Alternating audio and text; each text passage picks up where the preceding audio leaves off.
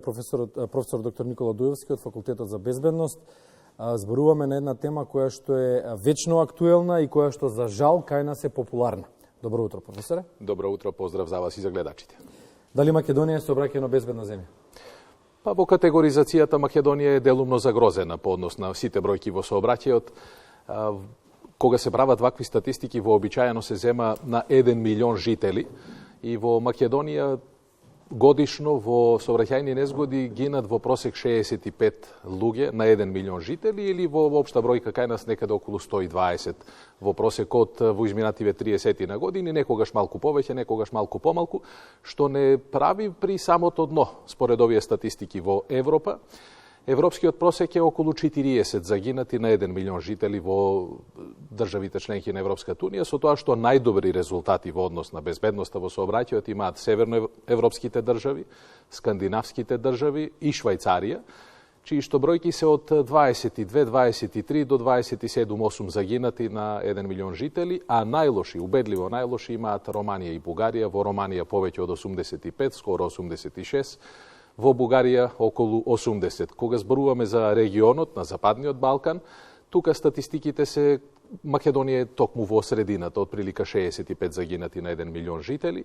Косово има малку поповолна ситуација, знаете, впрочем, Косово изгради многу сериозно добри автопати во изминатите неколку години, а најлоша е состојбата во соседна Србија. Тие имаат речиси 77 загинати на 1 милион жители, но и по бројот на загинати, и по висината на материјалната штета, и по бројот на повредени, а со тоа и на инвалидизирани лица, не можеме да зборуваме за некоја поволна безбедносна ситуација. Напротив, мора многу сериозно да прво да согледаме за каков сериозен проблем станува збор и да почнеме сериозно со едукација на сите возачи и на сите учесници во сообраќајот. Впрочем, од најмали нозе, од предшколска возраст, па се до највозрастната група на учесници во сообраќајот, пензионерите, кои што за жал сме сведоци дека и на таа возраст не ги почитуваат сообраќајните правила и понекогаш дури и предизвикуваат непотребен револт. Што ја прави Македонија слабо безбедна сообраќајна земја? Многу фактори се, многу причини. Пред се е човечкиот фактор, нели? Во сите статистики говориме дека човекот е фактор на предизвикување. Се разбира. Токму така. Секогаш или во 9 од 10 ситуации за настанување на една сообраќајна незгода одговорен е човекот. Останатите фактори како што се возилата, односно возниот парк, староста на возниот парк, состојбата на возилата, односно на уредите за управување, уредите за сопирање и така натаму. И третиот фактор, тоа е состојбата на патиштата, учествуваат со многу помал процент во вкупниот број за причини. Кажеме мала дигресија, и да се најлоши патиштата, ако возачите и пешаците се добри, ќе има многу помалку сообраќајни незгоди. Би требало да биде така, меѓутоа треба да имаме и соодветна инфраструктура. Треба да имаме прво соодветен јавен превоз. За жал Македонија, пред се Скопје, но и сите други поголеми градови немаат јавен превоз или немаат алтернативен јавен превоз. Јавниот превоз во однос на тоа што имаат и во земјите во соседството и во земјите во Европската унија е на едно многу незавидно ниво, но и патиштата мора да бидат повеќе уредени. Кога ќе имаме добри патишта, кога ќе имаме автопати или мотопати насекаде низ овие клучните врски во државата и кога во Скопје и во другите поголеми градови ќе имаме добри коловози, тогаш можеме да зборуваме за одговорноста на возачите. Еве конкретен пример. Во изминатите неколку години најмногу се страда на најновите патишта, а тоа се делниците Штип-Радовиш, Штип-Кочани, Куманово, Крива Паланка и така натаму, каде што во изминатите неколку години се направија патишта според највисоките светски стандарди, за кои што не можеме да зборуваме дека се небезбедни. Нема ниту една црна точка, нема нерамнини, нема косини, нема некои големи кривини каде што може да погреши возачот кој што не е доволно искусен. И за жал, токму на тие патишта луѓето најмногу страдаат. Значи, мора најсериозно внимание да обратиме на факторот возач, односно на учесниците во сообраќајот. Големо невнимание, многу ниска сообраќајна култура, многу ниска свест за опасностите кои што ги носат сообраќајните незгоди. Дозволете ми да направам само една паралела. Заедно непочитување меѓу луѓето, нели? И тоа, се разбира, па сообраќајната култура е се почитуваш себе си, го штитиш својот живот, со тоа го штитиш и животот на другиот учесник во сообраќајот. Дозволете ми една паралела, само да знаат граѓаните колку сериозно е ова прашање. според статистиките на Министерството за внатрешни работи и сите статистики кои што ги имаме во државата, од тешки кривични дела, убиства, фемициди, хомициди и така натаму, во Македонија годишно гинат 20 на луѓе, односно го губат својот живот. А во сообраќајни незгоди 120. Нема ниту една друга причина за смртност во насилна смрт, како што е тоа во сообраќајните незгоди. Значи дека проблемот е навистина голем. И кога ќе ги погледнеме бројките во развиените европски земји, дека се тие за 2 до 3 пати подобри од кај нас, можеме ние реално да заштитиме барем 50 човечки животи во текот на една година. Во 90-та година до денеска во Македонија загинале речиси 5000 жители, 5000 граѓани во сообраќајни незгоди. Тоа се 5000 семејства на кои што животот целосно им се променил. Тие не можат да учествуваат во општествените текови како што би учествувале доколку не била таа семејна трагедија. Меѓутоа, сообраќајната култура е, реков, на многу ниско ниво. За жал, мора постојано да повикуваме возачите, пешаците, велосипедистите, луѓето кои што управуваат велосипеди со мотор, електрични тротинети и така натаму, да бидат многу внимателни. Затоа што, да не речам, оставени се сами на себе. Секојдневно Министерството за внатрешни работи излегува со соопштенија дека се казнети толку и толку број на граѓани, од кои најголем дел се разбира возачи, меѓутоа и во месеците април и мај кои си месеци за дополнителна зголемена безбедност на пешаците, бидејќи тие тогаш и најмногу учествуваат во сообраќајот по улиците. Податоците на МВР велат дека во една година се изречени во просек 250.000 сообраќајни прекршоци. Тоа значи дека за отприлика 9 години или 8 години сите ние во Македонија барем поеднаш сме казнети за сообраќајен прекршок. И тоа не ги намалува бројките на прекршителите. Напротив, секој ден слушаме дека со радар се казнети толку и толку, со други средства, дрегери, што и да е, непрописно престигнување, барем по 200, по 300, по 400 луѓе и бројките упорно остануваат толку високи. Значи дека казните не влијаат доволно за возачите да се свестат конечно за што станува збор. Вие сте професор, работите со луѓе, со млади луѓе, кои што се основата на општеството, на едно здраво општество, студенти. Меѓутоа се среќавате нели секојдневно со сите категории на граѓани. Што е тоа што го тера човек да вози со 3 пати поголема брзина од дозволената по градска улица, каде што знае дека има други возила, каде што знае дека има пешаци, а не го прави тоа во местото во кое што живее, и како државата да се справи, како апаратот, нели, општествен да се справи со вакво нешто? Ако санкцијата, ако казната не вродува со плод, одземање на возачката, одземање на возилото? Не вродува со плод и напротив, во овој вид на криминалитет или на прекршоци sejedno имаме огромен број на повторници. Луѓе кои што, да не речам вака народски кажано, се пациенти на Министерството за внатрешни работи и добиваат по 3, 4, 5 казни, и тоа за сериозни прекршоци во текот на еден краток временски период од една година. Имаме премногу возила на улиците во Скопје, премногу. Ни не достига сериозната алтернатива на јавниот превоз, како што ја имаат градовите кои што се слични по големина и по интензитет на сообраќај, како Скопје. Може би се добар пример градовите во Централна Европа, каде што секогаш има барем 3 вида на јавен превоз. Автобуски јавен превоз, трамваи, возови и така натаму. Скопје метро, нема. Не, Скопје е мал град, не можеме да зборуваме за метро, бидејќи метро во Европа има каде што има градови во кои што на дневна основа има повеќе од 2 милиони жители, Скопје не е. Сепак да не одиме толку далеку, меѓутоа може да се направи алтернативен превоз. Може дефинитивно многу повеќе сообраќајните инженери да проценат и да се инвестира мудро, да се смири сообраќајот. Втората работа би била да се доизградат кружни текови. Податоците покажуваат дека на раскрсниците на кои што се изградени добри кружни текови, значително се намалил бројот на сообраќајни незгоди и бројот на страдање со тоа, а и брзината на движење. Доколку на булеварите во Скопје сега дека е ограничена брзината на 50 км на час, природно пред кружниот тек таа се намалува на помалку од 42, 41, па и помалку од 40 км на час, со што, ако ништо друго, барем се намалува ризикот од повреда на пешак кој што евентуално би бил загрозен во таа сообраќајна незгода.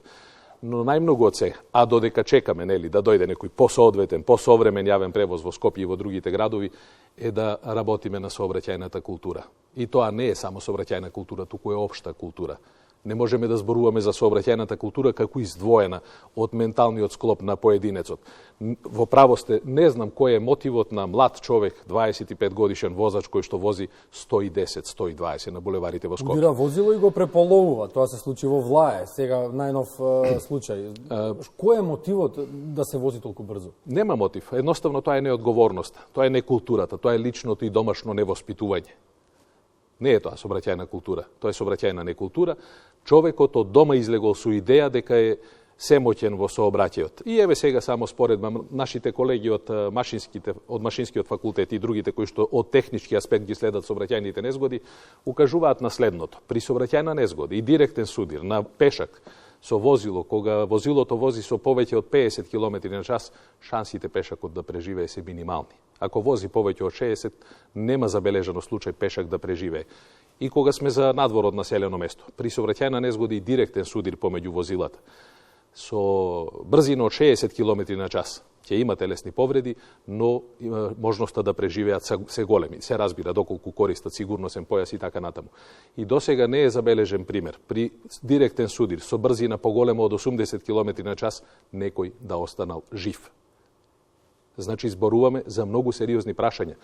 Новите возила, кои што се со современи уреди, кои што даваат на вистина можност да се вози многу побрзо, возачите треба да бидат свесни дека брзината од 90 км на час едноставно не ја чувствуваат, а на таа брзина, доколку се удрат директно со некој тврд предмет, не мора тоа да биде возило, тоа е банкината покрај патот, шансите да преживеат се еднакви на нула. И токму тоа и не се случува на патиштата во овие најсовремените што ги споменав. И ајде сега да зборуваме малце за тоа дали се можни резултати. Дали можеме за краток временски период да направиме барем некаков успех? Да, можеме. Факултетот за безбедност се разбира во соработка со Министерството за внатрешни работи и Републичкиот совет за безбедност на сообраќајот на патиштата континуирано спроведува превентивни активности. Пред отприлика 2 години започнавме со една широка кампања за безбедноста на пешаците, која подоцна ја надоградивме и за безбедноста на велосипедистите, безбедноста на лицата кои што поминуваат, транзитираат из територијата на Македонија од Табановце до Богородица во летниот период и можам да ви кажам дека сме горди на тоа што постигнавме извонреден успех. Мотивот за оваа кампања дојде од оној несреќен случај на партизанска во близината на Сити Мол кога загина Фросина од Крива Паланка. И после тоа свативме дека нешто мора да превземеме. Во тие 2 месеци од кога ја почнавме кампањата во Скопје, интензивно и во другите поголеми градови, не загина ниту еден пешак, бидејќи беше многу актуелно не секој ден, меѓутоа барем еднаш или 2 пати неделно на македонската телевизија и на другите телевизии зборувавме за овие теми и граѓаните го следат тоа и одредено влијание има, но за жал трае многу кратко. Кампањата која што секоја година ја правиме на потегот од Табановце до Богородица, лани ни даде бројка дека ниту еден загинат, ниту еден немавме на тој потек. А тоа се отприлика 200 километри од северната граница до јужната граница. Во државата права или така е. Но таму се гинеше многу. Знаете, пред да се направи делницата Смоквица Демиркапија, таму се гинеше многу, особено гинеа странски државјани кои што во раните утрински часови губат контрола и така натаму. Значи, Министерството за внатрешни работи во континуитет ја на тие делници и превзема мерки. Резултати има само ако секојдневно зборуваме за опасности. Тоа се мерки и кампањи, имаме ли генерална стратегија? Нека биде ова е последното прашање за овој разговор. Да, во тек е подготовка на новата национална стратегија за безбедност на сообраќајот на патиштата. Би требало таа да биде готова до крајот на годината и да почне да се применува од 2025-та. Во неја ќе бидат опфатени сите овие стратешки прашања за кои што зборуваме. Превенцијата од најмали нозе за сите учесници во сообраќајот, предлозите за изградба на современи сообраќајници, алтернативни видови на јавен превоз и така натаму, а се со цел смирување на сообраќајот. Кога ќе имаме помалку оптеретување на улиците и во населените места и надвор од градовите, ќе биде многу поедноставно. Впрочем, ние немаме автобуски превоз речиси нигде, а за железница да не зборуваме. Имаме уште 2 минути до почетокот на вестите. Едно прашање кое што произлезе од вашите одговори. Велите дека во западните и во северните земји помал е бројот на жртви и на прекршители. Кои се прекршители Дали постои податок кој е прекршител во северноевропските земји? Дали локалното население или дојдените луѓе да живеат таму? Дали се тоа гости, туристи, сезонски работници и слично? Постои ли некој таков податок? Не, во принцип не се водат такви податоци. Кај нас во Македонија се разбира, се знае кога е странски државјанин, кој што транзитира низ територијата, а инаку во државата не е важно дали сум јас македонец кој што сум случајно во Франција, во Шведска или било каде, едноставно или ги почитувате сообраќајните правила или не ги почитувате. Ова исто како и се друго. Овој вид на криминалитет и на прекршоци ниту има боја, ниту има партиска припадност, ниту има раса, ниту религија. Не може да се издвои дека некој повеќе не ги почитува правилата. Можеме по старосни категории.